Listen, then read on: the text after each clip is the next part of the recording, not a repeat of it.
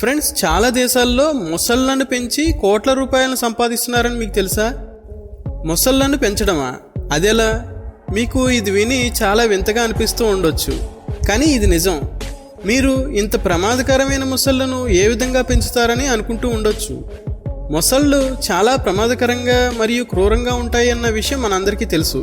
అందువల్ల ఏ చిన్న జంతువైనా లేదా మన మనుషులమైనా దానికి దగ్గరగా వెళ్ళే తప్పు ఎప్పుడూ చేయము.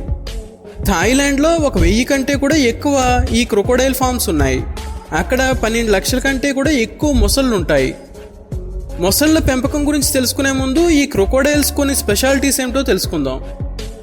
బలమైన దవడలు, ఎగుడు దిగుడుగా ఉండే శరీరాన్ని కలిగి ఉన్న ఈ జంతువు ఎంత యాక్టివ్గా ఉంటుంది అంటే ఇది రెప్పపాటులో దాని వేటాడే జీవులను చంపేయగలుగుతుంది. మొసలి చూడ్డానికి చాలా క్రూరంగా, చాలా భయంకరంగా ఉంటుంది. మొసలి నీటిలో ఇంకా నేలపైన కూడా జీవించగలుగుతుందన్న విషయం మీకు తెలిసే ఉంటుంది. జంతువు శరీరం ఎంత పెద్దగా ఉంటే అది అంత నిదానంగా నడుస్తుందన్న విషయం మీరు వినే ఉంటారు. కానీ మీరు ఒక విషయం తెలుసుకుని ఆశ్చర్యపోతారు. మొసలి గంటకి 20 కిలోమీటర్ల స్పీడ్తో పరిగెత్తే కెపాసిటీని కలిగి ఉంటుంది. మిగిలిన జంతువులతో కంపేర్ చేస్తే దీని బైట్ ఫోర్స్ 5000 పౌండ్స్ పర్ చదరపు ఇంచులు ఉంటుంది. ఈ బైట్ ఫోర్స్ కారణంగానే మొసలిని ప్రపంచంలోని అత్యంత ప్రమాదకరమైన వేటాడే జంతువుల లిస్టులో ఉంచుతారు. మొసలి 100 సంవత్సరాల వరకు జీవించి ఉండగలుగుతుంది. కానీ చాలా మటుకు అలా జరగదు, ఎందుకంటే అవి చనిపోవడానికంటే ముందే వాటిని చంపడం జరుగుతుంది. అయితే ఇప్పుడు మొసళ్ళ పెంపకం గురించి తెలుసుకుందాం. ఈ క్రొకోడైల్ ఫార్మింగ్కి పర్మిషన్ ఇచ్చేటటువంటి చాలా దేశాలు ఉన్నాయి.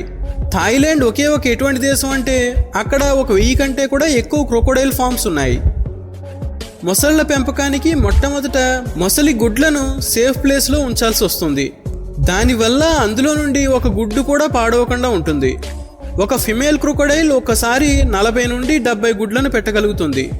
ఆడమొసలి గుడ్లను పెట్టిన తర్వాత ఆ గుడ్లను 80 రోజుల వరకు ఇంక్యుబేట్ చేయడం జరుగుతుంది. ఇంక్యుబేట్ అనేది ఒక ఎటువంటి ప్రాసెస్ అంటే ఇందులో జంతువుల గుడ్లను చాలా తొందరగా డెవలప్ చేయడం జరుగుతుంది. దానివల్ల ఆ గుడ్ల నుండి పిల్లలు వాటికవే చాలా తొందరగా బయటకు రాగలుగుతాయి. గుడ్ల నుండి బయటకు వచ్చిన తర్వాత ఈ మొసలి పిల్లలను అన్నిటినీ నీటిలో వేస్తారు. ఇక్కడ వీటి సంఖ్యను చూసి ఏ లెవెల్లో వీటిని పెంచుతారో మీరు అర్థం చేసుకోవచ్చు. క్రొకోడైల్ ఫామ్లో వీటిని చాలా జాగ్రత్తగా చూసుకోవడం జరుగుతుంది. ఎలా అంటే ఇక్కడ ఈ వీడియోలో మీరు ఫామ్లోని వర్కర్స్ ఆ మొసళ్ళకి ఇష్టమైన మాంసాన్ని ఏ విధంగా తినిపిస్తున్నారో ఇక్కడ చూడొచ్చు.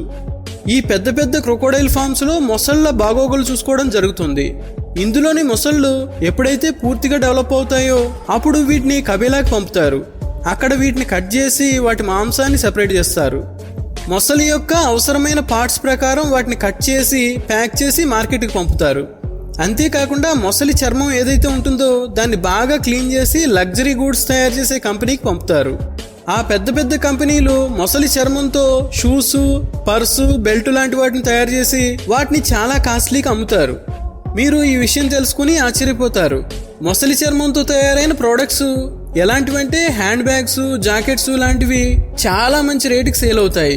ప్రపంచవ్యాప్తంగా వీటి చర్మంతో తయారయ్యే ప్రోడక్ట్స్కి మంచి డిమాండ్ ఉంది. ఇంటర్నేషనల్ లెవెల్లో మొసలి చర్మంతో తయారైన బ్యాగ్ ధర వేలల్లో కాదు లక్షల్లో ఉంటుంది.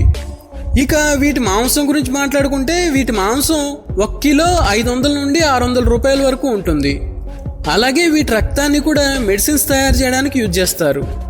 ఇప్పుడు చాలా దేశాల్లో వీటిని చాలా ఎక్కువగా పెంచుతున్నారు. సో ఫ్రెండ్స్, ఈ వీడియో మీకు ఎలా అనిపించిందో కామెంట్ ద్వారా తెలియజేయండి. ఈ వీడియోని లైక్ చేసి మన ఛానల్కి సబ్స్క్రైబ్ చేసుకోండి.